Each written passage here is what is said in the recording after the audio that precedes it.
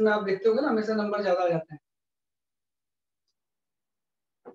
लेकिन वही टेस्ट जब कंबाइन होता है ना तो उसको थोड़ा सा अटेम्प्ट करना मुश्किल होता है, तो वो थोड़ा सा ध्यान रखना। चलो, तो आज जो आपको पढ़ना है ना, आज हम जो टॉपिक कवर करने जा रहे हैं, reflection from the spherical surface को ही आगे बढ़ाते हैं।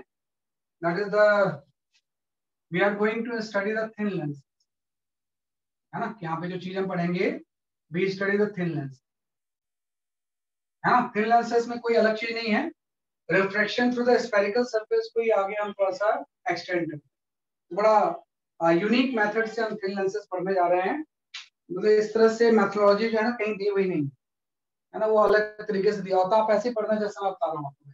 तो थिन लेंसेज होता क्या है कि कोई भी अगर थिन लेंसेज होगा तो इसको बेसिकली हम दो कैटेगरी में लाते हैं। एक तो होता है कॉन्वेक्स लेंस, है ना, या इसी को हम बोलते हैं कन्वर्जिंग, है ना, कि भाई कन्वर्जिंग या कॉन्वेक्स लेंस। और दूसरा जो होता है कॉनकेव या डाइवर्जिंग। दूसरा जो होता है वो क्या होता है, जैसे कि आपका कॉनकेव या इसी को हम बोलते हैं डाइवर्जिंग। पहले तरह का जो लेंस है दैट इज योर कॉन्वेक्स या कन्वर्जिंग, और दूसरा क्या हो जाएगा आपका कॉनकेव या डाइवर्जिंग।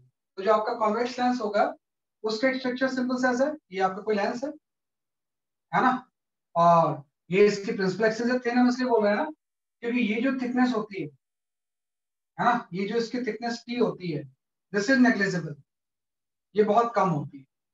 हाँ, थिन लेंसेज मतलब ये होता है कि negligible, right, as compare to radius of curvature, as compare to radius of curvature, negligible as compare to radius of curvature. ये जो आपका रेडियस ऑफ कर्वेचर होता है उसके रिस्पेक्ट में थिकनेस क्या होती है, जैसे कि आपकी नेग्लिजिबल होती है, इसलिए हम इसको क्या बोलते हैं, जैसे कि आपका थिन लेंस। और हमें बोलते हैं कि ये तो आपका कन्वेक्स हो गया जो कि रे को इस तरह से कन्वर्ट कर देगा, कोई भी रे जाएगी उसको इस तरह से कन्वर्ट कर देगा, ऐसे आपका डाइवर्ज हो जाएगा, है ना। डाइवर्ज में जस्ट आपका ऐसा बना रहेगा कि इस तरह का जो लेंस होगा क्या हो जाएगा, जैसे कि आपका डाइवर्जिंग हो जाएगा। तो इसका जो मेन पर्पज है ये रेस को इस तरह से डाइवर्ज करना, है ना, तो अपीयर्स टू कन्वर्ज किसी पॉइंट पे हो जाएगा, है ना। कोई चीज है ये प्रिंसिपल एक्सिस की तरफ टर्न करेगा और ये प्रिंसिपल एक्सिस से अवे टर्न करेगा। और ध्यान रखना कि जो थिन लेंसेज होते हैं ना ये छोटे छोटे प्रिज्म से मिलकर बने होते हैं, है ना, कि भाई छोटे छोटे इस तरह से प्रिज्म बने होते हैं, है ना। कोई भी थिन लेंसेज चाहे वो कन्वर्ज कॉनकेव हो चाहे कॉन्वेक्स हो, ये छोटे छोटे प्रिज्म से मिलकर इस तरह से बना होता है। इस तरह के स्ट्रक्चर को हम क्या बोलते हैं, प्रिज्म, है ना। लेकिन आप ध्यान रखना कि बाकी तो सारे प्रिज्म है, लेकिन जो ये बीच वाला पोर्शन होता है इसमें तो दो सरफेस पैरेलल है ना, तो इसको हम बोलते हैं स्लैब। भाई बाकी चीजें तो प्रिज्म है लेकिन बीच वाला पोर्शन क्या होता है, जैसे कि आपका स्लैब होता है। इसलिए कई बार आपने देखा होगा ना कि जैसे ये रे गई तो प्रिज्म ने उसको डेविएट कर दिया, लेकिन जब कोई रे सेंटर से पास होती है तो अनडेविएटेड चली जाती है। तो इस स्लैब से कोई डेविएशन नहीं होता है, भाई बाकी सारे प्रिज्म है उसने रे को डेविएट कर दिया, लेकिन स्लैब से रेज जो होती है अनडेविएटेड चली जाती है दोनों में।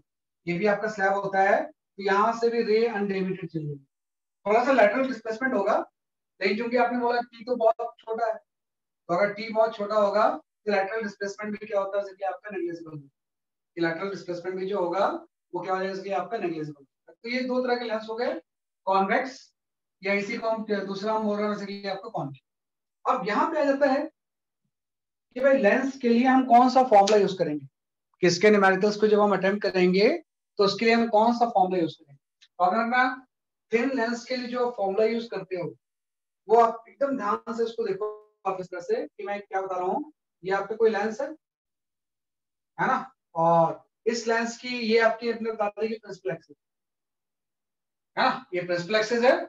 और मैंने बोला कि जो लेफ्ट साइड इसके मीडियम है, इसका रिफ्रैक्टिव इंडेक्स भी कुछ आपको दिया हुआ है, ये लेफ्ट साइड का रिफ्रैक्टिव इंडेक्स म्यू 1 है और राइट साइड का जो रिफ्रैक्टिव इंडेक्स है म्यू 2। मे भी कोई एयर भी हो सकता है, वाटर भी हो सकता है, कुछ भी अलग अलग मीडियम है, लेफ्ट साइड पे अलग है, राइट साइड पे म्यू 2 मीडियम। और जो लेंस है इसके मीडियम का refractive index mu 1, mu 1 mu 2 mu 1, mu is the refractive index of the lens material, है ना। और ये जो दो सरफेस है कर्व, इसका आर भी अलग अलग है।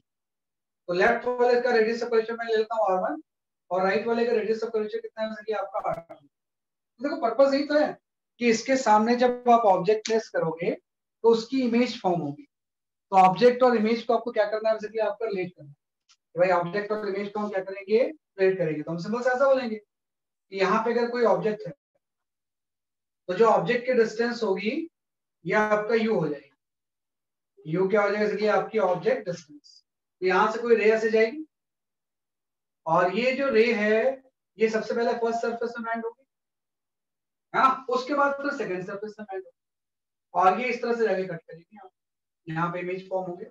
तो दो बार रिफ्लेक्शन हो गया ना, एक तो फर्स्ट सरफेस में, एक बार सेकंड सरफेस में। तो ऑब्जेक्ट डिस्टेंस अगर यू है तो इसके सेंटर से इसकी जो इमेज डिस्टेंस होगी वो आपकी वी होगी। तो यू और वी को रिलेट करना है ना, यू और वी को क्या करना है, आपको रिलेट करना है। लेकिन वही चीज है ना कि दो सरफेस है ना। बाद में हम क्या करेंगे कि इसको दो सरफेस नहीं बनाते हैं, बल्कि हम बोलते हैं कि सिस्टम से नेट टर्न कर दिया।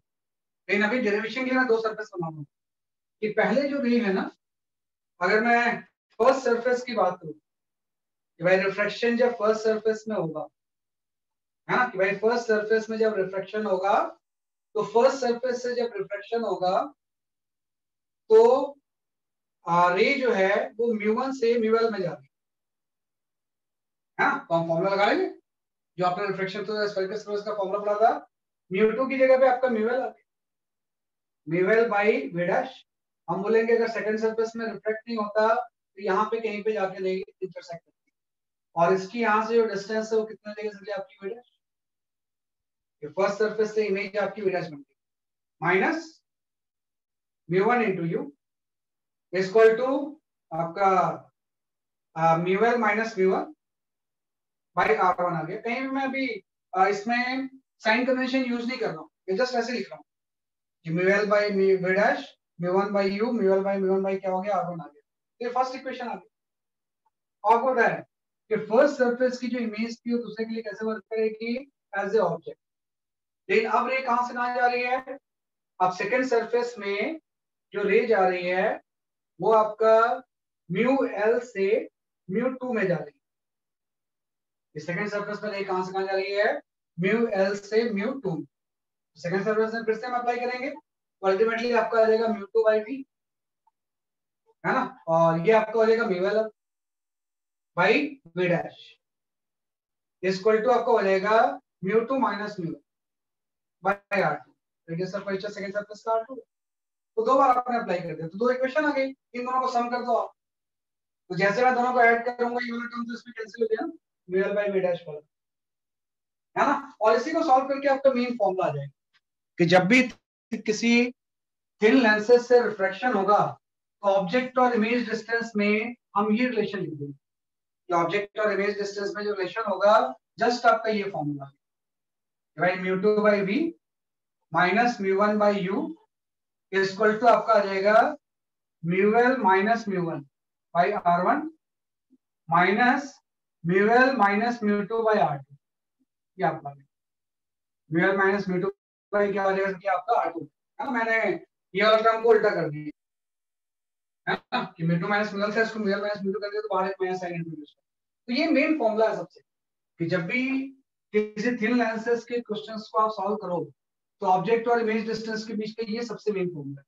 बाकी सारे फॉर्मूले इसी से ड्राइव होंगे, है ना, कि बाकी जो सारे फॉर्मूले होंगे वो इसी से ड्राइव होंगे। इसमें आपको पता ही है कि U object distance, v image distance, r1 first surface का radius of curvature, r2 second का, और बाकी चीजें हम जानते हैं कि लेफ्ट साइड का रिफ्रैक्टिव इंडेक्स आपका म्यू1 है और राइट साइड का रिफ्रैक्टिव इंडेक्स क्या है आपका म्यू2, है ना। तो बहुत सारे क्वेश्चंस जो होते हैं वो सिंपल इस फॉर्मूले से सॉल्व होते हैं, है ना, किसी फॉर्मूले को यूज करके बहुत सारे क्वेश्चंस हम क्या करेंगे जैसे कि आपका अटेम्प्ट। अब एक चीज आ गया कि पूरे सिस्टम से मैग्नीफिकेशन क्या हो। मैग्नीफिकेशन भी सिंपल सा ऐसा है कि जब मैं पूरे सिस्टम से मैग्नीफिकेशन निकालूंगा, मैग्नीफिकेशन का मतलब हो जाएगा height of the image by height of the object. कि जब मैं पूरे सिस्टम से मैग्नीफिकेशन निकालूंगा तो ये हो जाएगा height of the image by height of the object. तो ये मैग्नीफिकेशन हो जाएगा m1 into m2, ये आपने पढ़ा हुआ है। m1 is the magnification from the first surface और m2 is the magnification from the second surface, है ना। और इसका फॉर्मूला हम जानते हैं कि भाई मैग्नीफिकेशन आपने पढ़ा हुआ था, तो अल्टीमेटली m1 की जगह पे हम यहाँ पे पुट कर सकते हैं v by u, v dash by u आ गया, into म्यू1 by म्यू। तो μ1/μl आ गया इनटू m2। m2 आपका हो जाएगा v/v डैश, है ना, क्योंकि ऑब्जेक्ट और इमेज डिस्टेंस हो जाएगी। और जो मीडियम हम लेंगे ये आपका आ जाएगा μl/μ2, ये आपका आ गया। तो जैसे मैं मल्टीप्लाई करूंगा तो टोटल मैग्निफिकेशन आ जाएगा, क्योंकि दो मैग्निफिकेशन को मल्टीप्लाई करके ही टोटल मैग्निफिकेशन आता है। यहाँ से आपका म्यूएल कैंसिल और वी डैश की वैल्यू भी कैंसिल। तो यहाँ से मैग्निफिकेशन का फॉर्मूला आ गया कि height of the object by height of the image जो होगा वो μ1/μ2 इंटू v/u। तो देखो म्यूएल से इंडिपेंडेंट आ गया, पूरे सिस्टम का जो मैग्निफिकेशन है this is independent of mu, है ना, कि लेंस के मीडियम का रिफ्रैक्टिव इंडेक्स कुछ भी हो उससे फर्क नहीं पड़ता, इंडिपेंडेंट ऑफ क्या हो गया सिंपली आपका म्यूएल आ गया। वो डिपेंड करेगा कि लेफ्ट और राइट साइड में इसका कितना है ना, लेफ्ट और राइट साइड में इसकी वैल्यू कितनी। तो ऑब्वियस है कि स्टार्टिंग के जो भी आप न्यूमेरिकल्स करोगे उसमें हम थ्री मीडियम मान के चलेंगे, लेफ्ट, लेंस, राइट। लेफ्ट में एयर हो सकती है, लेंस ग्लास का हो सकता है, और जो राइट में वाटर हो सकता है, उसके अकॉर्डिंग दो फॉर्मूले हमने यहाँ पे डिराइव कर दिए, है ना। तो ये थोड़ा सा आपको लिख लो आपसे, फिर इसके बेसिस पे एक दो न्यूमेरिकल करके फिर हम आगे बढ़े, नहीं तो इसकी आपकी प्रैक्टिस नहीं हो पाएगी। तो लेंस का सबसे मेन फॉर्मूला आपका ये,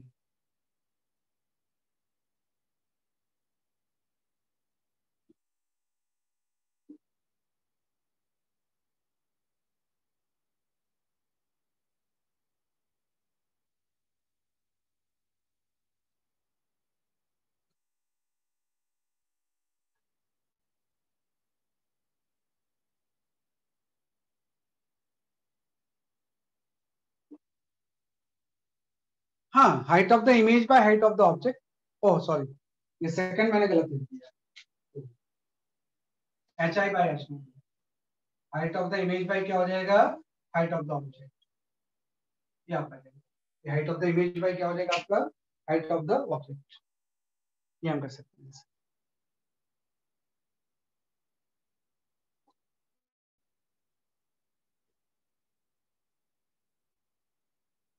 है ना। तो इसको लिख लो और एक दो न्यूमेरिकल्स के बेसिस पे कर लेते हैं, फिर आगे बढ़ते हैं।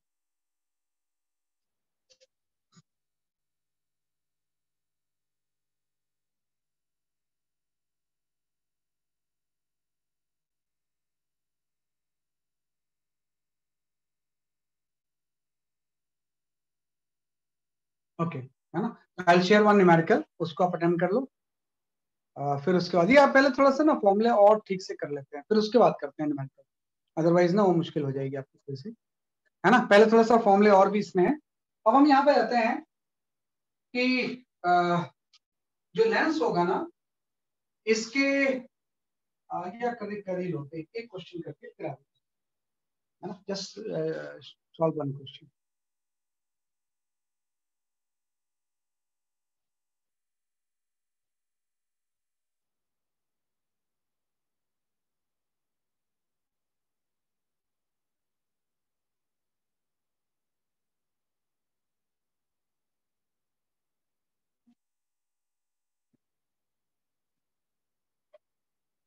Okay, go for this question.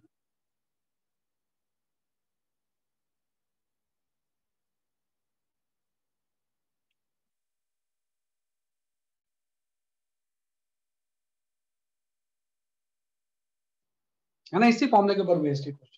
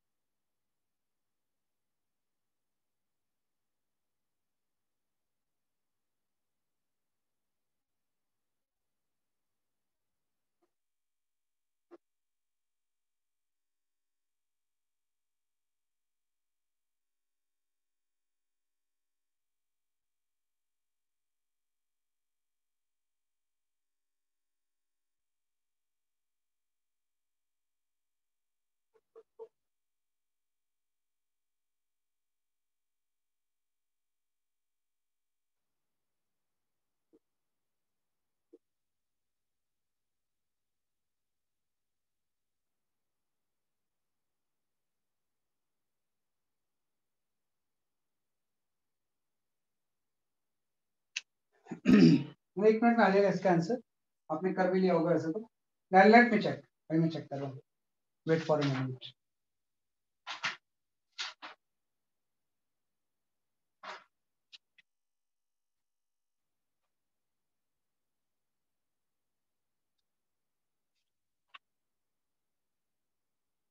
Okay, सही आंसर है आपका, काफी लोगों के आंसर सही है। हाँ सही है, कृतिका एंड प्रणाम Kumar Jha, your answer is correct.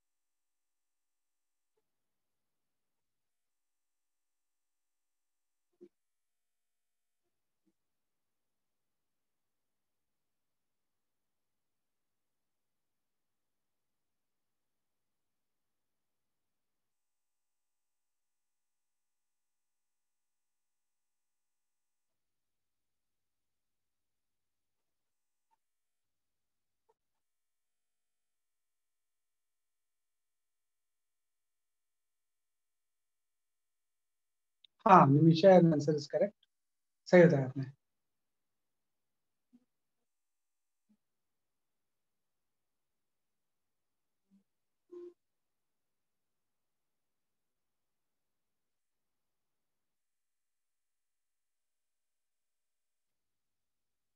हाँ विदुषी, सही आंसर है आपका।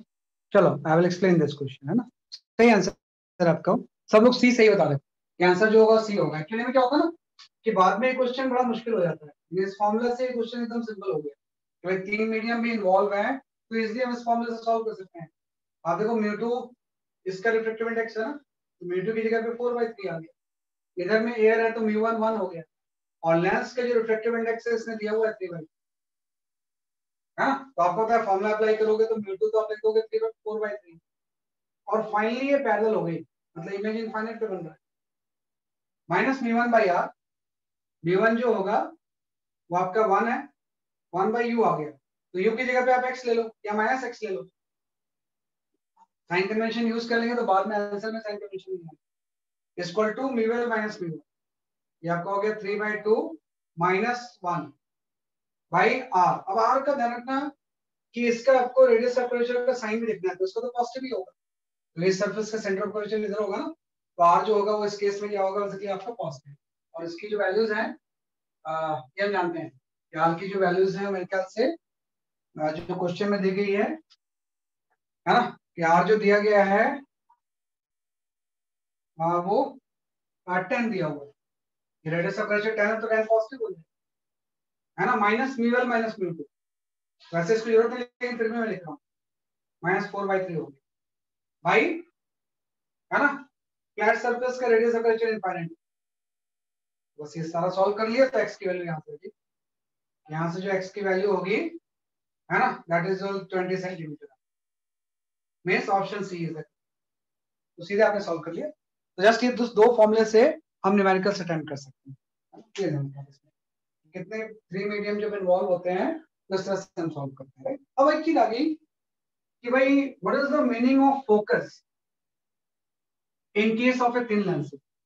भाई थिन लेंस के केस में जो फोकस वर्ड है इसका मतलब क्या होता है, हाँ भाई फोकस या फोकल लेंथ, हाँ में जो लेंसेज होते हैं ना इसमें दो फोकस होते हैं। लेंसेज के केस में हमेशा दो फोकस होते हैं, और लेंस का फोकल लेंथ कोई फिक्स नहीं होता है ना। एक तो हम बोलते हैं फर्स्ट प्रिंसिपल फोकस, ये पहला जो आ जाएगा इसको हम बोलते हैं first principle focus, first principle focus. तो सबसे पहले आपको ये डिफाइन करना है कि फर्स्ट प्रिंसिपल फोकस बेसिकली क्या होता है। फर्स्ट प्रिंसिपल फोकस हम जानते हैं कि फर्स्ट प्रिंसिपल फोकस जो होगा, सिंपल हम इसको जब डिफाइन करेंगे तो हम ये बोलेंगे कि फर्स्ट प्रिंसिपल फोकस का मतलब ये है कि रे right passes through first focus, passes through first focus passes or appears to pass it. Passes or appears to pass through the first focus. Appears to pass through first focus. Through first focus. है ना? Becomes parallel. Becomes parallel. है ना? After refraction. या becomes parallel सही है कि जो भी रे फर्स्ट फोकस से पास होगी वो पैरेलल होती है. ऐसे आपका सेकंड प्रिंसिपल फोकस होता है. एक इसमें आ जाएगा देखिए आपका सेकंड प्रिंसिपल फोकस, है ना? Second principal focus. Principal focus और सेकंड प्रिंसिपल फोकस को हम सिंपल फोकस भी बोलते हैं. सिंपल फोकस अगर हम वर्ड यूज कर रहे हैं, फर्स्ट और सेकंड में नहीं लिख रहा हूं, उसका मतलब वो फोकस होता है. तो इसका सिंबल से ये होता है कि ray parallel to principal axis. Ray parallel to principal axis. Principal axis passes or appears to pass. Passes or appears to pass. Appears to pass through second focus. Through second focus. ये दोनों में difference है ना? कि ray parallel to principal axis passes और appears to pass through the second focus. है ना? तो पहला केस ये हो गया, सेकंड केस आपका ये हो गया. तो इसको अगर मैं एक्सप्लेन करूं तो जस्ट मैं ऐसा बोल सकता हूँ भाई, यहाँ पे सबसे पहले हम कन्वर्जिंग लेंस ले लेते हैं, है ना? कि सबसे पहले कन्वर्जिंग लेंस में फर्स्ट और सेकंड फोकस डिफाइन करते हैं, है ना? कोई कॉनकेव लेंस जब होता है ना, तो इसका फर्स्ट फोकस लेफ्टवर्ड होता है यहाँ पे, है ना? और सेकंड फोकस राइटवर्ड होता है. इसका मतलब ये हो गया कि कोई भी रे जो कि फर्स्ट फोकस से पास कर रही है, ये रिफ्रैक्शन के बाद पैरेलल है. जो भी फर्स्ट फोकस से पास होगी रिफ्रैक्शन के बाद क्या हो जाएगी आपकी पैरेलल. और रे जो पैरेलल होगी, है ना, वो कहां से पास करेगी बेसिकली आपके सेकंड फोकस या पहले. तो ये ध्यान रखना कि कोई भी रे जो कि फर्स्ट प्रिंसिपल फोकस से पास हो रही है वो रिफ्रैक्शन के बाद पैरेलल हो जाएगी. और जो पैरेलल रेस होगी वो कहां से पास करेगी बेसिकली आपके सेकंड फोकस. तो इसका फर्स्ट एंड सेकंड फोकस आ गया. यही चीज जब कॉनकेव होगा तो उसमें अपीयर्स टू वर्ड आ जाएगा, है ना? ध्यान रखना जो कॉनकेव लेंस होता है कि उसका फर्स्ट और सेकंड फोकस जो होता है वो उल्टा होता है. अगर ये कॉनकेव है तो लेफ्ट साइड में सेकंड फोकस और राइट साइड में जिस तरफ से रे आ रही है उसके अपोजिट साइड में फर्स्ट फोकस है ना. इसमें सिंबल से ऐसा है, कोई भी रे जो प्रिंसिपल एक्सिस के पैरेलल आएगी ये तो डाइवर्ज हो जाएगी, appears to pass through the second focus. और कोई रे अगर appears to pass through the first focus है तो ये रिफ्रैक्शन के बाद पैरेलल है ना. तो ये ध्यान रखना कि first focus and second focus concept काफी इंपॉर्टेंट है ना. कुछ नहीं बोला गया है उसका मतलब हम सेकंड फोकस की बात करें तो हम ऐसा बोल सकते हैं कि अगर ये फर्स्ट फोकस है तो इसकी ये फोकल लेंथ है f1, है ना. अगर ये सेकंड फोकस है तो इसके सेकंड फोकल लेंथ f2 है ना. तो बाय कन्वेंशन आप थोड़ा ध्यान दो कि हम जब फोकस वर्ड यूज करते हैं तो सेकंड फोकस की बात कर रहे हो. सेकंड फोकस मतलब ये हो जाएगा f2, है ना. तो बाय कन्वेंशन हम ये बोलते हैं कि जो कॉनकेव होगा उसका f2 पॉजिटिव है ना, रे के अलोंग ही है. और जो कॉन्वेक्स का f2 पॉजिटिव होगा और कॉनकेव का जो f2 होगा वो आपका नेगेटिव होगा. तो जब मैं बोलता हूँ ना कि कॉन्वेक्स का फोकल लेंथ पॉजिटिव होगा तो उससे मैं सेकंड फोकस की बात करता हूँ. इसकी बात कर सकता हूँ बेसिकली आपके सेकंड फोकस, क्योंकि सेकंड फोकस ही फोकस होता है ना. और मैं बोलता हूँ जब कॉनकेव का फोकस लेंथ नेगेटिव होगी बाय कन्वेंशन तो उसका मतलब मैं बात कर रहा होता हूँ सेकंड फोकस. तो सिंपल फोकस का मतलब है हम किसकी बात कर रहे हैं, जैसे कि आपके सेकंड फोकस. अब एक चीज है कि अब हम ये फोकल लेंथ निकालें कैसे, है ना भाई. जो f2 आपका किस तरह से आप कैलकुलेट करें, f2 हम इजीली निकाल सकते हैं. भाई f2 निकालने के लिए आपने यही तो बोला है कि अगर प्रिंसिपल एक्सिस के पैरेलल रेज है तो जहां से पास होगी वही उसका सेकंड फोकस हो जाएगा, है ना. और जो फोकस फर्स्ट फोकस से पास हो रही है वो पैरेलल हो जाएगी, है ना. तो अगर मैं फर्स्ट प्रिंसिपल फोकल लेंथ निकालूं तो जस्ट मैं ये फॉर्मूला यूज करूंगा, mu two by V minus mu one by equal to mu L minus mu one by R, minus आपका आ जाएगा mu L minus mu two by R, ये फॉर्मूला आ गया। अब अगर मुझे निकालना है F1 की वैल्यू कितनी है, F1 के केस में ही तो हो जाएगा कि हम ये बोल रहे हैं कि अगर U की वैल्यू हम ले लें कोई, है ना, कि भाई U अगर F1 के इक्वल है ना, कि U अगर F1 के इक्वल है तो V जो होगा वो इनफाइनाइट हो जाएगा, ठीक है, कि अगर कोई रे F1 से पास हो तो वो इनफाइनाइट चली जाएगी, मतलब ऑब्जेक्ट डिस्टेंस अगर F1 हो जाए तो उसका V जो होगा वो इनफाइनाइट हो जाएगा। यहाँ से फर्स्ट फोकल लेंथ आ जाएगी, यहाँ से ये आपका आ गया कि भाई 1/F1 की जो वैल्यू होगी ये आपकी हो जाएगी -1/μ1, बाकी सारी चीजें तो सेम ही है, ये टर्म जीरो हो गया। यहाँ पे बाकी सारे टर्म क्या है, जैसे कि आपका μL/μ1/r1 minus mu L minus mu two by R, इसमें तो कोई चेंज नहीं है, ये तो एज इट इज हमने छोड़ दिया, बस वही कर दिया कि यू अगर F1 है तो v की वैल्यू क्या पुट कर दी इनफाइनाइट, तो ये टर्म जीरो हो गया, म्यू1 नीचे। ऐसे हम 1/F2 निकाल सकते हैं, 1/F2 में उल्टा हो जाएगा, 1/F2 में अगर u इनफाइनाइट हो तो u की v की वैल्यू F2 के इक्वल हो जाएगी, हाँ, कि पैरेलल रेज सेकंड फोकस से पास होती है, तो हम सिंपल सा v की वैल्यू यहाँ पे F2 पुट कर देंगे, यहाँ से 1/F2 की जो वैल्यू आएगी वो आपकी आ जाएगी, 1/F2 जो होगा ये टर्म जीरो हो गया, और यहाँ पे आ गया 1/μ, है ना, इनटू बाकी सारे टर्म से म्यूएल minus mu one by r1 minus आपका आ गया म्यूएल माइनस म्यू2 बाई आर, इसमें कोई चेंज नहीं है ना, क्या कर, तो ये आपने निकाल लिया कि भाई यहाँ से इस फॉर्मूले से हम फर्स्ट फोकल लेंथ निकाल लेंगे और इस फॉर्मूले से हम सेकंड फोकल लेंथ निकाल, और ये टर्म तो दोनों में कॉमन है, तो अगर मैं इन दोनों का रेशियो निकालूं कि भाई F1 और F2 का रेशियो किसके इक्वल होगा, तो F1 और F2 का रेशियो सिंपल इस चीज के इक्वल हो जाएगा, ये F1/F2 का जो रेशियो होगा ये इक्वल हो जाएगा minus mu two by mu, sorry minus mu one by mu two, है ना, कि F1 और F2 का जो रेशियो होगा ये किसके इक्वल हो जाएगा, जैसे कि आपके माइनस म्यू1 बाई म्यू2, है ना, तो इस तरह से हम इसको लिख सकते हैं, तो ये आपका है ना, F1 और F2 के रेशियो को इससे कोई मतलब नहीं है ना, उससे डिपेंड करेगा कि लेफ्ट और राइट साइड में इसमें इसका रिफ्रैक्टिव इंडेक्स कितना है, यहाँ का रिफ्रैक्टिव इंडेक्स आपका म्यू1 आ गया, इसका म्यू2 आ गया, इसका म्यू1, तो इस तरह से हम सॉल्व कर सकते हैं, क्या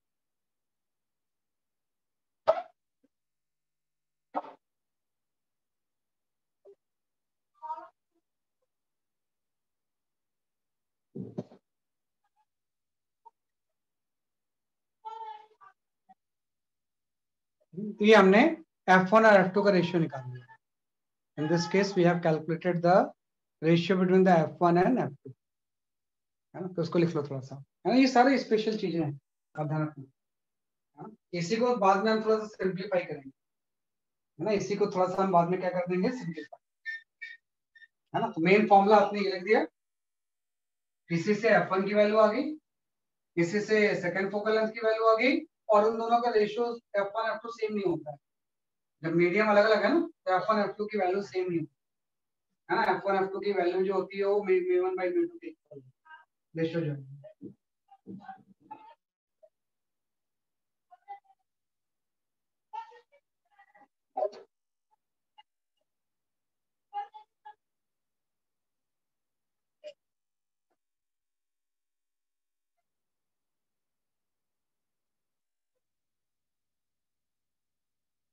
किया था। अब इस चीज को, ये तो थोड़ा सा कॉम्प्लिकेटेड चीज आ गया, इसी चीज को हम थोड़ा सा सिंप्लीफाई करते हैं। देखो मैंने जो सारे फॉर्मूले लिखे हैं, इसमें लेफ्ट का रिफ्रैक्टिव इंडेक्स म्यू1, राइट का रिफ्रैक्टिव इंडेक्स म्यू2 है और इसका म्यू1। लेकिन यूजुअल क्वेश्चन में क्या होता है, आउटसाइड मीडियम होमोजेनस होता है।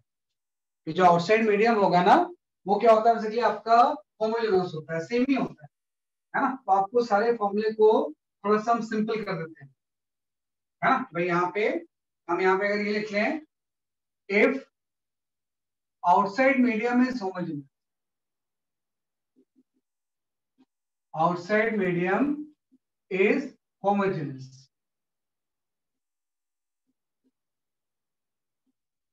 है ना। कि आउटसाइड मीडियम आपका यूनिफॉर्म या होमोजेनस होता है ना, मतलब हर जगह पे सेम ही मीडियम। तो आउटसाइड मीडियम होमोजेनस का मतलब हो जाएगा कि म्यू1 और म्यू2 सेम, और ये किसी म्यू के इक्वल हो जाएंगे। मे भी अगर बाहर एयर है तो हर जगह पे एयर ही, बाहर वाटर है तो हर जगह पे वाटर ही, तो जो भी लिक्विड बाहर में है वो सेम है। तो mu one is equal to mu two is equal to क्या हो जाएगा सर, आपका म्यू। अगर आउटसाइड मीडियम यहाँ पे क्या है सर, आपका होमोजेनस, है ना। अगर मैं जैसे मैं इस चीज को अप्लाई करूंगा, यहाँ पे ये फॉर्मूले एकदम सिंपल हो जाएंगे, है ना। अगर मैं यहाँ से निकालना चाहूँ कि फॉर्मूला फॉर फोकल लेंथ, भाई फोकल लेंथ का फॉर्मूला क्या होगा, तो फोकल लेंथ का मतलब अभी मैंने आपको बताया है ना, कि अगर आउटसाइड मीडियम होमोजेनस है तो फोकल लेंथ का मतलब हम सेकंड फोकस की बात है ना। तो यहाँ से अल्टीमेटली जो 1/f की वैल्यू हो जाएगी, ये जस्ट आपकी ये आ जाएगी mu two by mu one, sorry mu L by mu minus 1 into 1/r1 minus 1/, ये आपका है एकदम सिंपल सा, है ना। यहीं पे अगर मैं म्यू1 और म्यू2 को सेम ले लूं, है ना, कि म्यू1 और म्यू2 को अगर हम म्यू ले लें तो ये पूरा टर्म कॉमन आ जाएगा, और डिवाइड करेंगे तो अल्टीमेटली ये टर्म, है ना। और इसी फॉर्मूले को हम बोलते हैं लेंस मेकर को। ये जो फॉर्मूला आता है we called as a lens maker formula. भाई किसी भी लेंस का अगर आपको फोकल लेंथ निकालना है तो उसको हम किससे निकालेंगे, जैसे कि आपके लेंस मेकर फॉर्मूला, कि बाहर के रिफ्रैक्टिव इंडेक्स अगर मुझे पता है, म्यूएल पता है, और अगर R1 R2 पता है, तो हम उस लेंस का फोकल लेंथ निकाल सकते हैं। तो लेंस मेकर फॉर्मूला कब वैलिड है, जब आउटसाइड मीडियम क्या है कि आपका सेम। तो पहला फॉर्मूला तो आ गया लेंस मेकर फॉर्मूला। दूसरा, जो आपने एक फॉर्मूला ये लिखा था, जो म्यू2 बाई वी, है ना, ये वाला जो मेन जो formula, mu two by V minus mu one by equal to mu L minus mu one by R1 minus mu L minus mu two by R2, ये फॉर्मूला जो आपने लिखा, इसमें अगर मैं सेम कंडीशन अप्लाई करूं, कि मैं अगर इसमें कंडीशन अप्लाई करता हूं कि म्यू1 इक्वल टू म्यू2 है और ये फर्दर म्यू के इक्वल है ना, तो यहां से ये भी चीज आ जाएगी, यहां से आ जाएगा 1/v माइनस 1/, है ना, और सेम चीज आ जाएगी mu L by mu minus 1 into 1 minus R1 1/r1 minus 1/r, है ना। इसमें भी अगर मैं ये चीज अप्लाई करूं तो जो 1/f आया है वही चीज ये भी आ जाएगी। तो अगर दोनों के RHS सेम है, तो दोनों के RHS अगर सेम होंगे तो RHS भी सेम होंगे, तो एक फॉर्मूला आपके पास आ गया, उसी को हम बोलते हैं लेंस फॉर्मूला, है ना। एक तो ये लेंस मेकर फॉर्मूला आ गया, जिससे कि हम किसी भी लेंस का फोकल लेंथ निकाल सकते हैं, और एक बार फोकल लेंथ आ गया तो आपको पता है दोनों के RHS सेम है, तो हम यहाँ पे फॉर्मूला ये लिख सकते हैं कि 1/f की वैल्यू क्या हो जाएगी, 1/v माइनस 1/, है ना। इसी को हम बोलते हैं लेंस फॉर्मूला, है ना। इसी को हम क्या बोलेंगे, इसलिए आपका लेंस फॉर्मूला।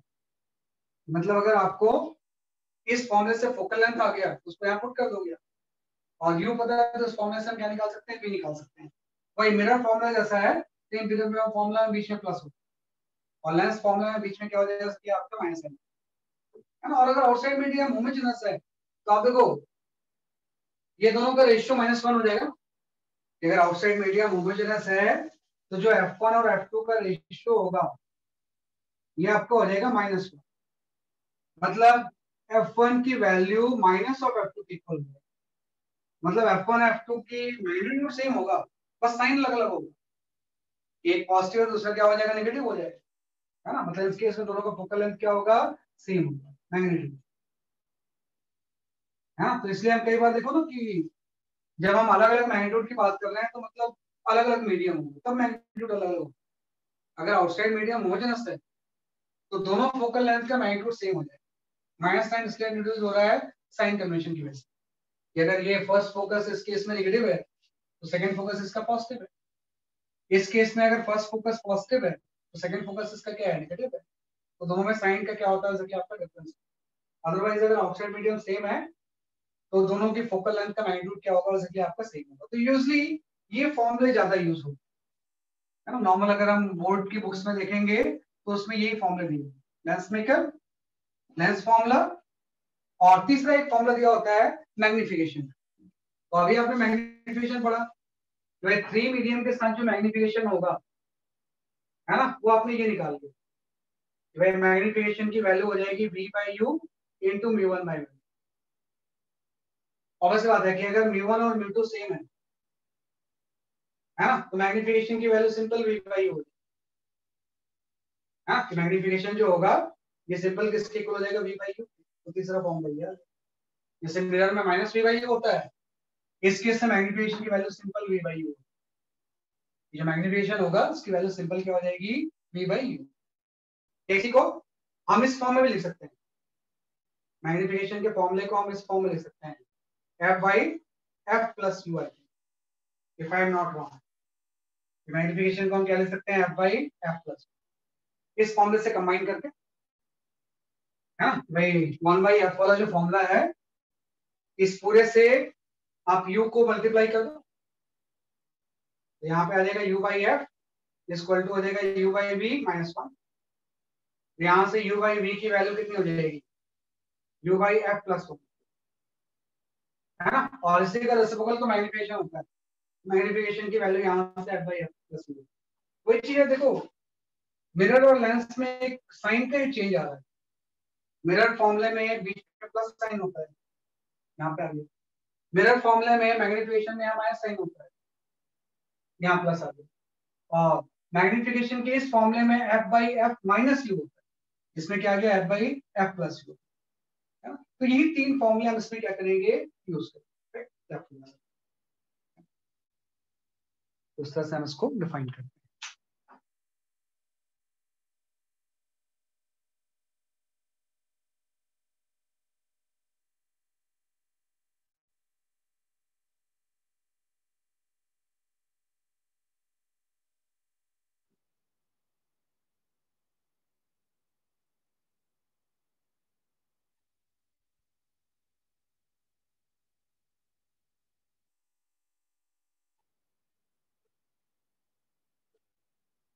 ठीक है, ये हमने कर लिया।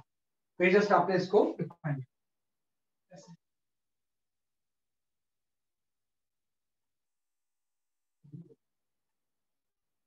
तो ये आप इसमें, और सब में साइन कन्वेंशन आपको यूज करना है ना। सारे फॉर्मूले में जब आप वैल्यूज लिखोगे तो हम किसके साथ लिखेंगे, बेसिकली आपका अकॉर्डिंग टू साइन कन्वेंशन। अब यहाँ पे थोड़ा सा पंगा आ गया कि भाई मिरर में क्या था ना, फोकल लेंथ की वैल्यू डिफाइंड थी, कि भाई किसी भी मिरर का जो फोकल लेंथ होगा वो r बाई 2 के इक्वल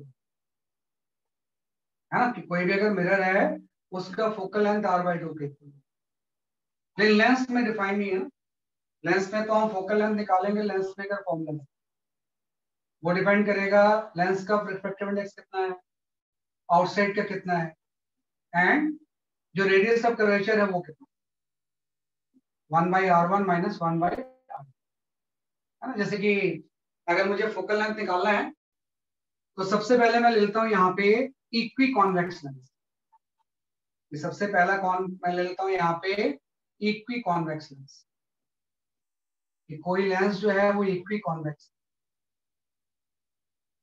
है ना। इक्वी कॉन्वेक्स लेंस का मतलब हो जाएगा कि R1 एंड R2 का मैग्नीट्यूड सेम, साइन अलग अलग हो सकता है ना। जो दो सरफेस है इसका रेडियस ऑफ कर्वेचर सेम, उसी को हम बोलते हैं इक्वी कॉन्वेक्स, है ना। तो इक्वी कॉन्वेक्स का आपको फोकल लेंथ निकालना है ना। फोकल लेंथ का मतलब है कि यहां से अगर कोई रे आ रही है पैरेलल तो किसी पॉइंट पे कट करेगी, इसी को तो हम फोकस बोलते हैं, और इसका फोकल लेंथ आपको एफ निकालना तो मैं लेंस मेकर फॉर्मूला यूज करूंगा। लेंस मेकर फॉर्मूला जब यूज करोगे तो साइन का आप ध्यान रखोगे, है ना। मेन चीज किस चीज का ध्यान रखोगे?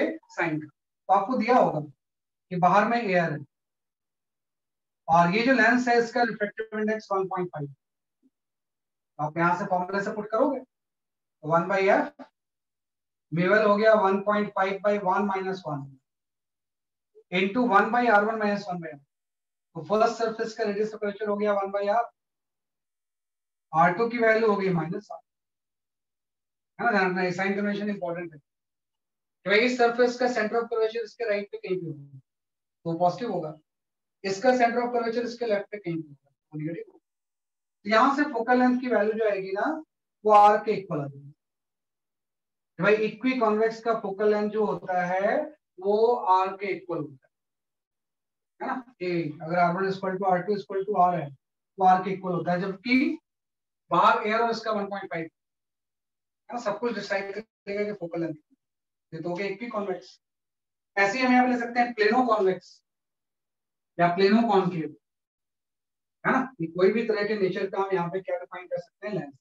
जैसे अगर मुझे निकालना है सेकंड में कोई plano concave, plano concave. Plano concave का मतलब एक सरफेस प्लेन दूसरा कॉनकेव, है ना। या तो ये ऐसा हो सकता है ना, या आपका ऐसा हो सकता है, दोनों में कोई फर्क नहीं पड़ता। मैं लेंस को ऐसे रखें फोकल लेंथ चेंज नहीं होता। तो प्लेनो कॉनकेव कोई भी एक ले लेते हैं, जैसे मैंने इसको ले लिया, है ना। तो आपको निकालना है कि इस तरह से रे आएगी, कहीं पे कन्वर्ज होगी इसका फोकल लेंथ, है ना। तो सेम फॉर्मूला मैं यूज करूंगा 1/f म्यूएल में सेम ले लेता हूँ 1.5/1 माइनस 1 इंटू 1/r1। पहला सरफेस तो r है, सेकंड सरफेस इसका प्लेन है तो इनफाइनाइट। यहाँ से फोकल लेंथ की जो वैल्यू आएगी वो 2r है ना। तो प्लेनो कॉनकेव लेंस का प्लेनो कॉन्वेक्स है, कॉनकेव नहीं है, प्लेनो कॉन्वेक्स है। कॉनकेव तो उल्टा हो जाएगा माइनस है ना। प्लेनो कॉन्वेक्स से कितना हो जाएगा? 2r आ जाएगा पॉजिटिव, है ना। तो ध्यान रखना ये जैसे प्लेनो इक्वी कॉन्वेक्स था, अगर फोकल लेंथ पॉजिटिव आ रहा है तो अगर इक्वी कॉनकेव होगा तो फोकल लेंथ माइनस आ जाएगा। अगर प्लेनो कॉन्वेक्स का फोकल लेंथ पॉजिटिव 2r आ रहा है तो प्लेनो कॉनकेव अगर होगा तो उसका फोकल लेंथ नेगेटिव 2r है ना। बस उसमें बाकी आपको ही माइनस आ जाएगा, तो उससे साइन की वैल्यू क्या हो जाएगी? चेंज, है ना। कोई चीज है कि लेंस का फोकल लेंथ कोई फिक्स नहीं है, आपको हर केस में फोकल लेंथ क्या करना पड़ेगा? कैलकुलेट करना पड़ेगा by the using lens maker form. तो ये थोड़ा सा लेंस की बेसिक थ्योरी आपको जाननी है।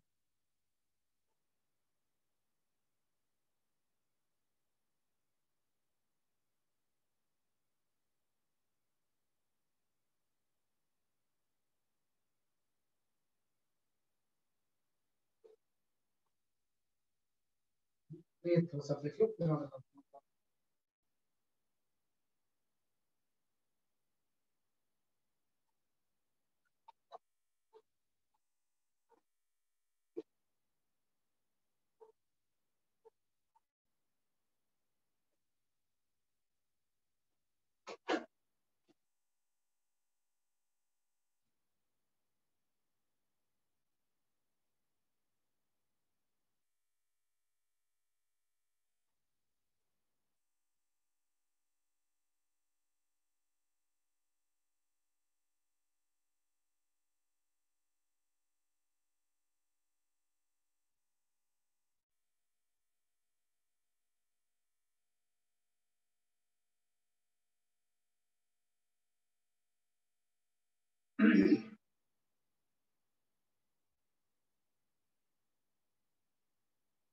ठीक है, ये हमने कर लिया।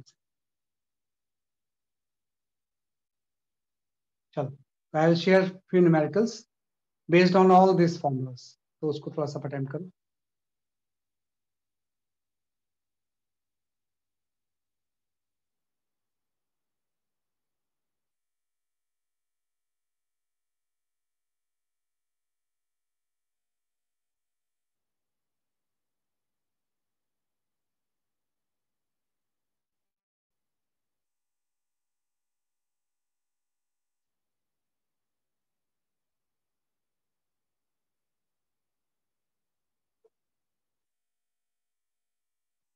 चलो वन बाय वन मैं आपको न्यूमेरिकल शेयर करता हूँ, उसको आप करो।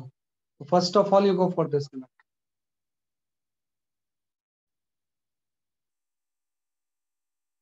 वीक में या एक आध क्लास में आपका ज्योमेट्रिकल ऑप्टिक्स सब खत्म हो जाए, उसके बाद देखते हैं either you can move to the modern physics और वेव ऑप्टिक्स, दोनों में से एक चीज करेंगे।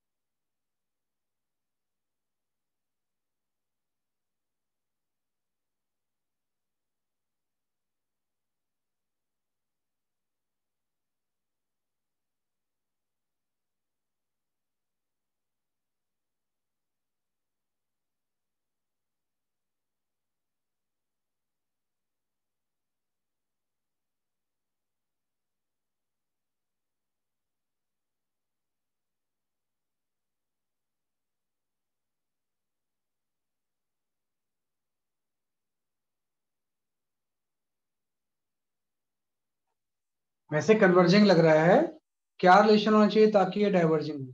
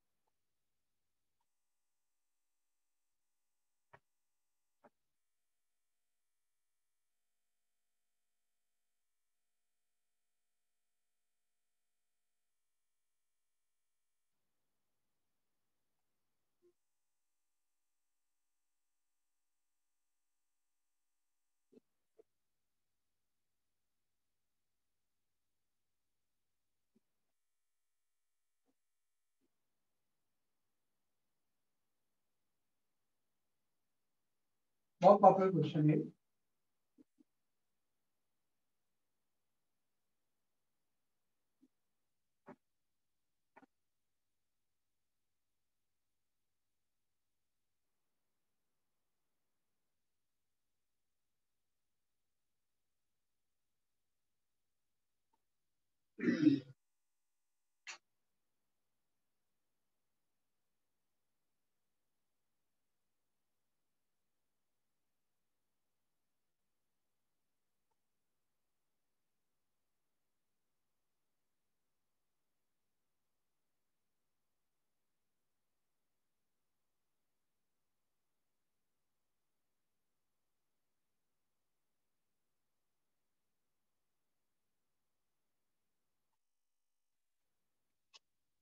सही है, कृतिका सही आंसर है।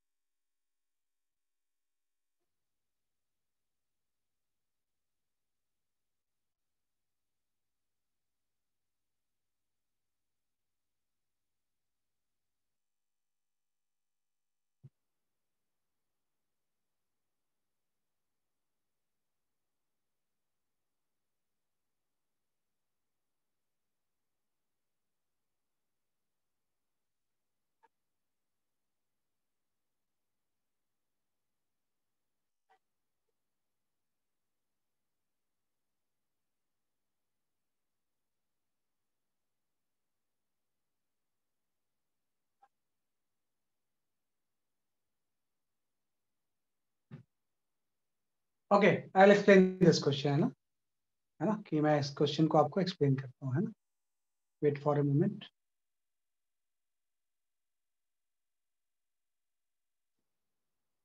ठीक है, मैं इसको एक्सप्लेन करता हूँ आपको। मैं देखो, कुछ नहीं है, जैसे अगर ये सिंपल क्वेश्चन होता कि थ्री मीडियम अगर नहीं होते तो उसमें तो सिंपल से ऐसा है कि कोई भी इस तरह से लेंस है, इसका अगर म्यूएल है और बाहर म्यू है, तो अगर म्यूएल की वैल्यू लेस देन म्यू हो जाए, लेंस की मेडिकल रिफ्रैक्टिव इंडेक्स अगर बाहर से कम हो जाए, then nature of lens inverted, nature of lens become opposite, becomes opposite.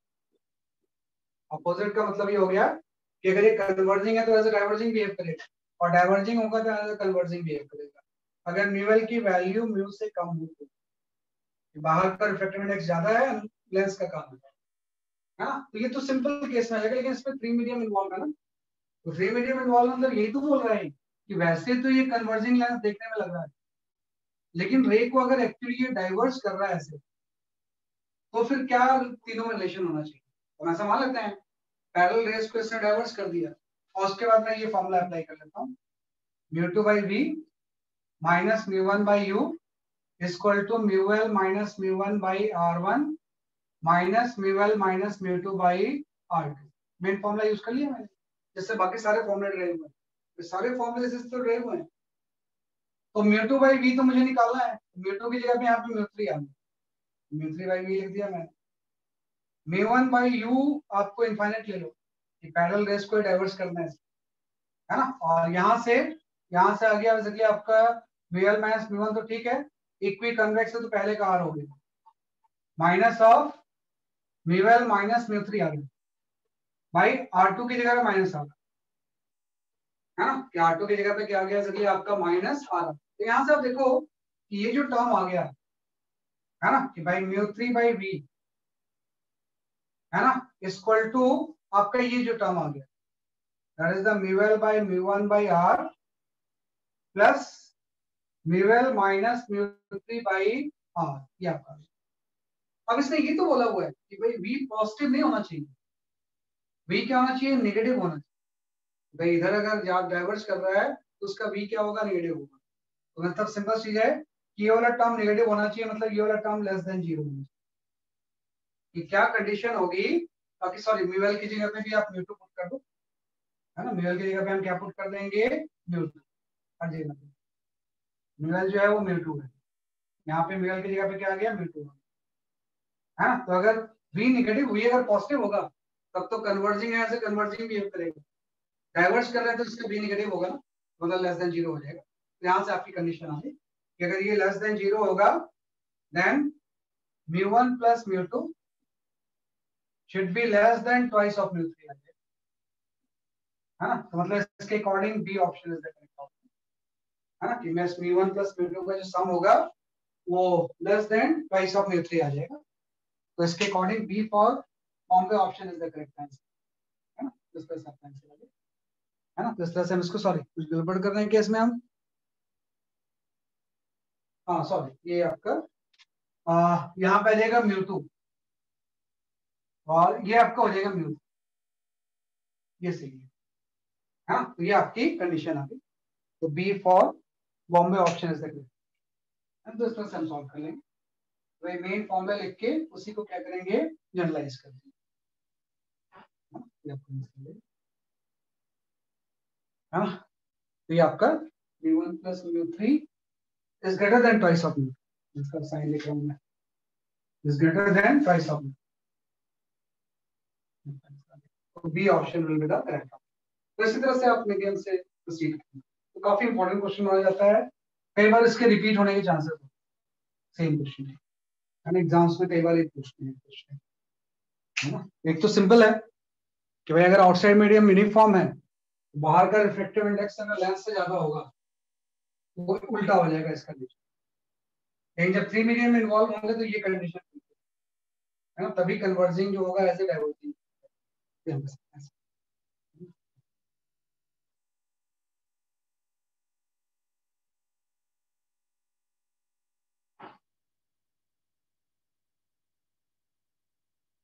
F zero हो जाए, एफ जीरो हो जाए का मतलब हो जाएगा कि वो जो होगा वो नॉर्मली बहुत ज्यादा बेंड हो गया और almost close to the lens ही कन्वर्ज कर दिया। एफ इक्वल टू जीरो होने का मतलब है कि बहुत ज्यादा क्लोज कन्वर्ज होके वो क्लोज टू द लेंस ही कन्वर्ज हो, मतलब कोई डिस्टेंस नेग्लिजिबल आ जाएगी, तो वो एफ इक्वल टू जीरो का मतलब है।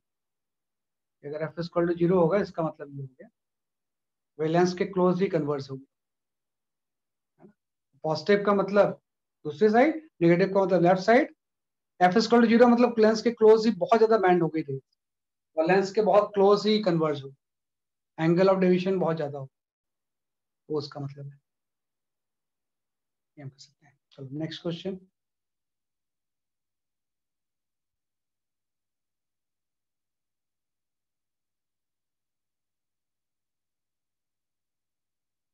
Okay, I will give this next question. पहले थोड़ा सा मल्टीपल मीडियम वाला कर लेता हूँ, फिर सिंपल क्वेश्चन हम सॉल्व करते हैं। ये तो भी नहीं कर पाएंगे। ये हो गया, ये हो गया, चलो इसको कर लेते हैं इसमें।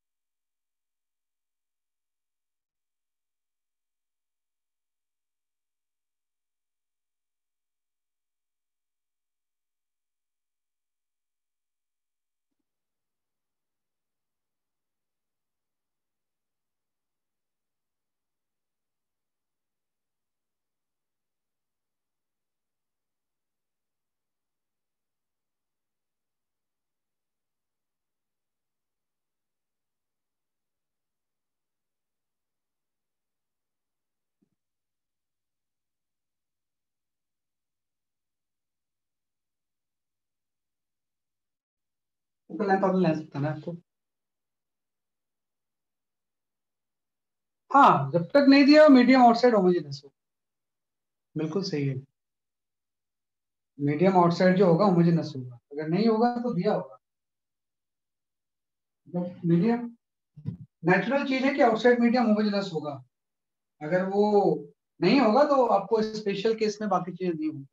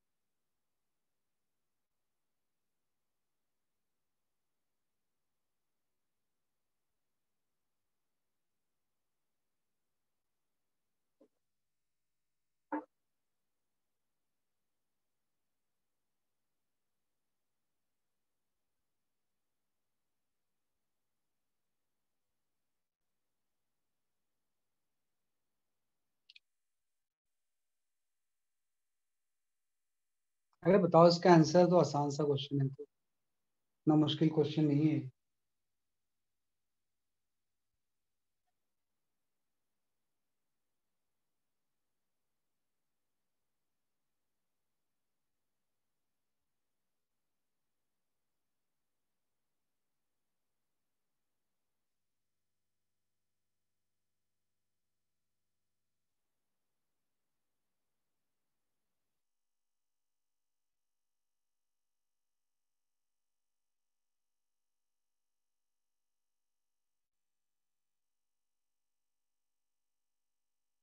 क्या 11 सेंटीमीटर आ रहा है answer? Okay, I will explain now, है ना। एक्सप्लेन करता हूँ इसे। देखो कुछ नहीं इस क्वेश्चन में, इसमें फोकल लेंथ 11 सेंटीमीटर आ रहा है। देखो मैग्निफिकेशन वाला फॉर्मूला सीधे यूज कर लो आप। भाई इसने बोला है कि पहले जब इसकी डिस्टेंस ऑब्जेक्ट की थी 16 सेंटीमीटर, है ना, तो इसका जो इमेज बन रहा था वो रियल बन रहा था, और जब 6 सेंटीमीटर हो गया तो वर्चुअल बन रहा है। लेकिन size of the image same, मतलब मैग्निफिकेशन का मैग्नीट्यूड सेम। अब ध्यान रखना, अब इसमें थोड़ा लेंस में ना रियल एंड वर्चुअल का साइन कन्वेंशन अलग होता है। जैसे यहाँ पे आपने कोई ऑब्जेक्ट रख दिया, अगर इसकी रियल इमेज बन रही है तो रियल इमेज लेंस के दूसरी तरफ ही बनेगी, इस तरह से। ये इसकी रियल इमेज है ना, तो ये आपका जो इमेज होगा वो रियल बन जाएगा। और वर्चुअल का मतलब है कि सेम साइड पे इमेज बन जाएगी। अगर इस तरह से आपने कोई ऑब्जेक्ट बहुत क्लोज रख दिया तो ऐसे जाएगी, फोकस पे कन्वर्ज होगी, और ये इस तरह से सीधे चली जाएगी। इधर तो डाइवर्ज होगा, इधर वर्चुअल इमेज कहीं बनेगी, है ना। तो ये इसकी वर्चुअल इमेज बन गई। तो इसने बोला था कि जब 16 सेंटीमीटर पे था तो इसकी इमेज रियल बन रही है, और जब ये 6 सेंटीमीटर पे था तो इमेज इसकी वर्चुअल बन रही है। तो अब देखो, जब रियल इमेज बनेगी तो इन्वर्टेड बनेगी। मतलब अगर रियल इमेज है तो उसका मैग्निफिकेशन जो होगा वो नेगेटिव होगा। कि अगर ऑब्जेक्ट डायरेक्ट है और ये नेगेटिव वो है, तो जो ये चीज होगी वो इन्वर्टेड होगी, तो उसका मैग्निफिकेशन जो होगा वो नेगेटिव होगा। अगर ऑब्जेक्ट भी इरेक्ट है, इमेज भी इरेक्ट है, तो उसका मैग्निफिकेशन पॉजिटिव। तो सिंपल चीज है कि इस केस में वर्चुअल इमेज बना, है ना। तो अब इससे ज्यादा रियल इमेज हमेशा इन्वर्टेड होगी, तो उसका मैग्निफिकेशन नेगेटिव होगा। और वर्चुअल इमेज मतलब इरेक्ट होगी, मतलब उसका मैग्निफिकेशन पॉजिटिव हो जाएगा। तो दोनों का मैग्निफिकेशन का मैग्नीट्यूड तो सेम है, इस साइन अलग अलग है। तो जब मैं मैग्निफिकेशन का ये वाला फॉर्मूला यूज करूंगा, m is equal to F by F plus U, है ना। तो इसमें पहले यू 16 ले लूंगा मैं, ये आपका हो जाएगा F by F minus 16 equal to 6 ले लेंगे, एफ बाई एफ माइनस 6। लेकिन आपको तो दोनों इक्वल नहीं होंगे, एक पॉजिटिव और एक निगेटिव है, तो बाद में बाहर में एक माइनस साइन भी इंट्रोड्यूस, जो भी इसका मैग्निफिकेशन उसका एक निगेटिव होगा। अल्टीमेटली यहाँ से एफ कैंसिल, फोकल लेंथ की वैल्यू आप निकाल लो। यहाँ से जो फोकल लेंथ आएगा इसका वो 11 सेंटीमीटर आ जाएगा, है ना। और बस बात है कि फोकल लेंथ पॉजिटिव आ रहा है ना, मतलब ये जो लेंस है ये कॉन्वेक्स है। पहले मुझे पता नहीं था कौन सा लेंस है, जो फोकल लेंथ अगर अननोन है तो लेंस का नेचर कैसे बताऊंगा। लेकिन जो कंडीशन दी हुई थी कि 16 पे रियल इमेज, 6 पे 6 सेंटीमीटर पे वर्चुअल इमेज, और दोनों का मैग्निफिकेशन सेम है, तो वो तभी पॉसिबल होगा जब लेंस कैसा होगा सके आपका कॉन्वेक्स। तो आपका फोकल लेंथ 11 सेंटीमीटर है। तो सिंपल से इस तरह से आपको थोड़ा सा साइन का ध्यान रखना है। तो साइन का ध्यान रखोगे तो अपने आप आ जाएगा इसका आंसर, है ना। तो हम कर सकते हैं ऐसे, है ना। तो 11 centimetre is the correct answer. बाकी कोई भी अगर आंसर आप लाओगे तो वो कुछ गलत साइन कन्वेंशन के साथ में, भाई यू तो दोनों केस में नेगेटिव है ही, उसमें तो कोई डाउट है नहीं। बस ये दोनों का मैग्नीट्यूड इक्वल है, लेकिन साइन अलग अलग है, तो माइनस साइन आ गया। Size of the image same होने का मतलब मैग्निफिकेशन सेम है ना। तो ये हम कर सकते हैं ऐसे, है ना। तो थोड़ा सा ऐसे ही छोटे छोटे इसमें पहले कंसेप्ट सीखेंगे, है ना। तो नेक्स्ट क्लास में ये फिर कंक्लूड हो जाएगा आपका लेंस जो होगा ये आपका। चलो, इसके बाद हम आ जाते हैं नेक्स्ट क्वेश्चन जो है। हाँ, you can go for this question. ये भी काफी अच्छा क्वेश्चन है।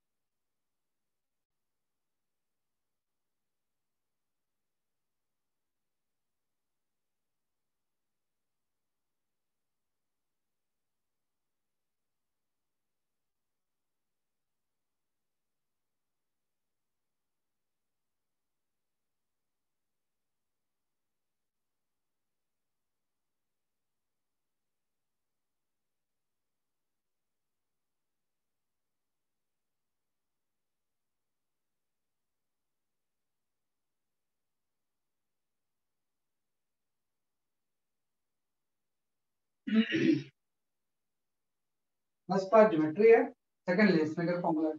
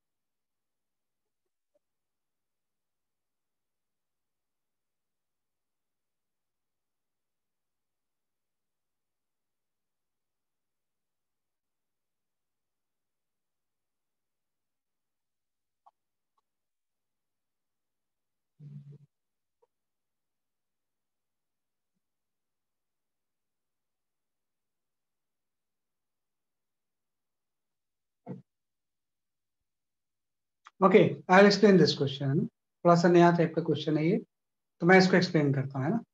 चलो थोड़ा ध्यान दो इसमें। जब इस क्वेश्चन को आप सॉल्व करोगे ना, तो एक्चुअली लेंस का ना स्ट्रक्चर आपको पता होना चाहिए कि कैसा होता है। जैसे मैं जब प्लेनो कॉन्वेक्स लेंस बनाता हूँ ना, ऐसे ये तो मैं क्रॉस सेक्शन बनाता हूँ, ऐसे लेंस होता थोड़ी है ना। जैसे मेरा जो लेंस है वो कुछ अलग शेप का है ना, तो लेंस एक्चुअली में सर्कुलर क्रॉस शेप का होता है ना, कि लेंस कोई भी चीज होती है वो सर्कुलर शेप की होती है ना। तो सर अपर्चर का मतलब वही सर्कुलर शेप का डायमीटर होता है। वही तो मैं उसका क्रॉस सेक्शन बना रहा हूँ, एक्चुअली में इसको फ्रंट से देखेंगे तो ऐसा हो जाएगा, है ना। तो वही इसने अपर्चर डायमीटर दिया, इसका अपर्चर डायमीटर जो है वो डी। तो थोड़ा सा इसके टेक्निकल टर्म्स जो है उसका मतलब हम समझेंगे, है ना, कि भाई थिकनेस, अपर्चर डायमीटर, इन सब चीजों का मतलब क्या होगा। जैसा सबसे पहले दिया हुआ है कि प्लेनो कॉन्वेक्स लेंस है 1.5 has the maximum thickness of 1 millimetre. तो ये इसकी थिकनेस हो गई, तो धीरे धीरे ये थिकनेस बढ़ रही है ना, तो जो सेंटर में इसकी थिकनेस होगी वो मैक्सिमम होगी। तो ये इसने दिया हुआ है टी थिकनेस हम लेते हैं, हाँ, इसकी थिकनेस जो है वो टी है सेंटर पे, और वो 1 millimetre. Aperture diameter, aperture diameter का मतलब ये पूरा डी होता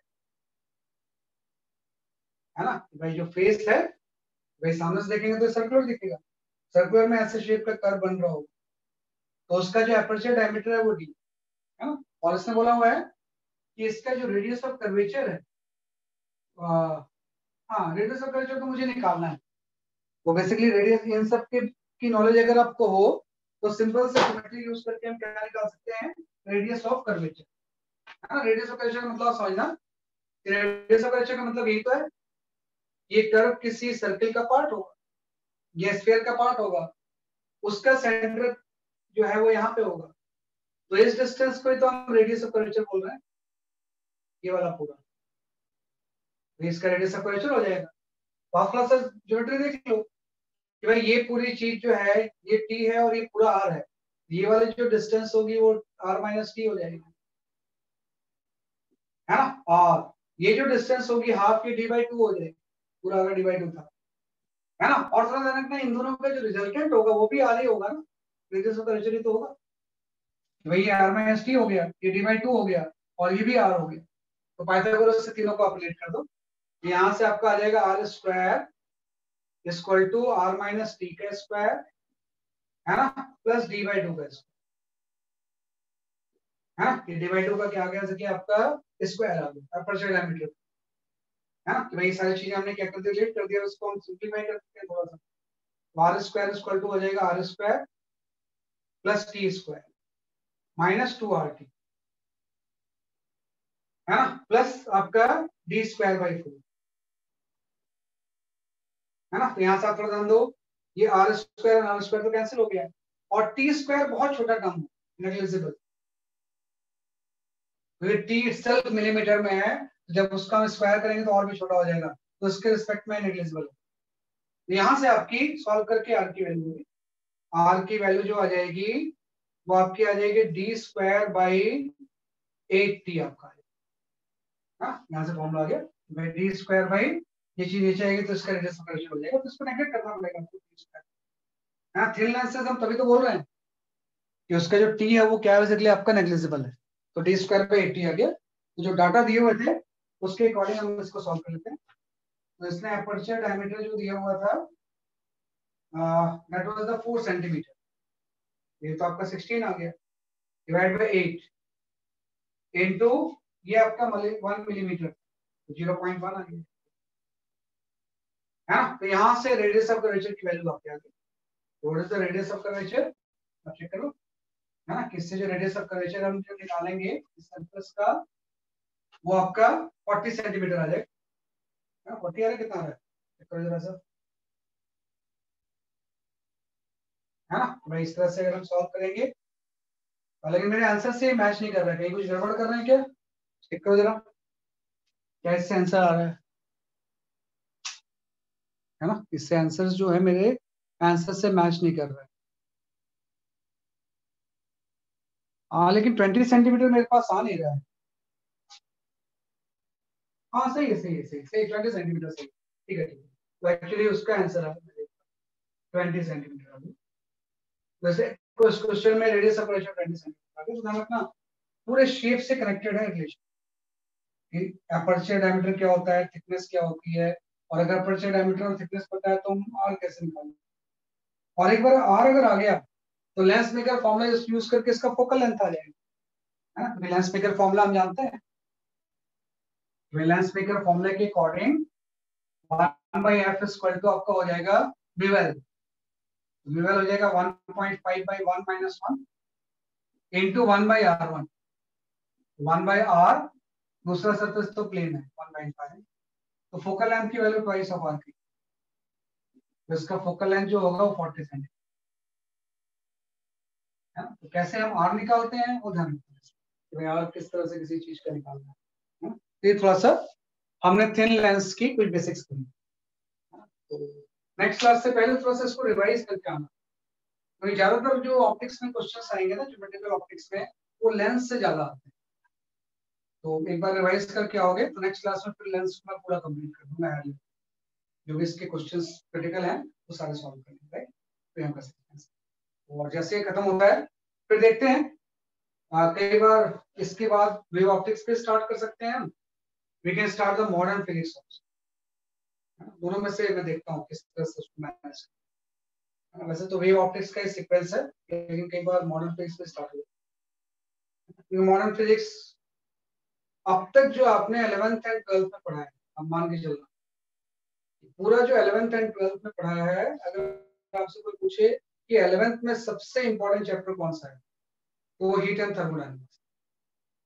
और आपसे 12th में पूछे कि सबसे इंपॉर्टेंट चैप्टर कौन सा है, तो मॉडर्न है ना। सबसे ज्यादा जो क्वेश्चंस आते हैं heat and thermo and modern से।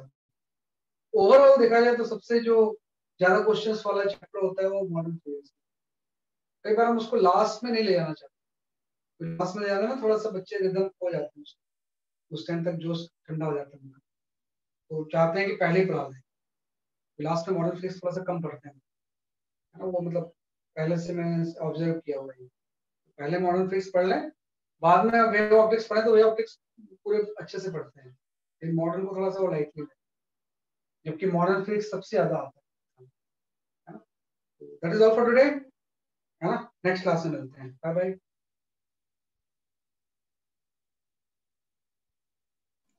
Thank you sir. Bye bye bye.